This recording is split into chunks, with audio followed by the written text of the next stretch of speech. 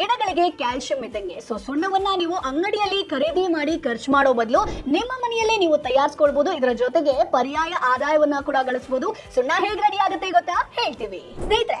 ಎಲೆ ಅಡಿಕೆ ಜೊತೆ ಸುಣ್ಣವನ್ನ ಸವರ್ಕೊಂಡು ತಿಂದು ಬಾಯಿ ಕೆಂಪಾಗಿದೆಯಾ ಅಂತ ನೋಡೋ ನಮ್ಗೆ ಸುಣ್ಣ ಹೇಗ್ ತಯಾರಾಗುತ್ತೆ ಗೊತ್ತಾ?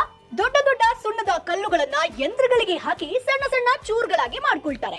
ಆ ಸಣ್ಣ ಸಣ್ಣ ಕಲ್ಲಿನ ಚೂರುಗಳನ್ನ ದೊಡ್ಡ ಒಲೆಯಲ್ಲಿ ತೆಂಗಿನ ಸಿಪ್ಪೆ, ಕಲ್ಲಿದ್ದಲು ಪುಡಿಯನ್ನ ಹಾಕಿ 3 ದಿನಗಳ ಕಾಲ ಬೆಂಕಿಯಲ್ಲಿ ಬೇಯಿಸಲಾಗುತ್ತೆ.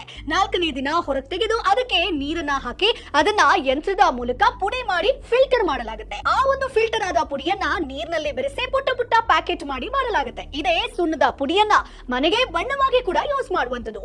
1 ಟನ್ ಸುಣ್ಣದ ಬೆಲೆ 4,000ದಿಂದ 6,000 ತನಕ ಬೆಲೆ ಇದೆ. ಯುವ ರೈತ ದಾಮೋದರ್ ಮೆರಾಬುಲ್ ಬೆಳೆದು ಲಕ್ಷ ಗಳಿಸ್ತಿದ್ದಾರೆ.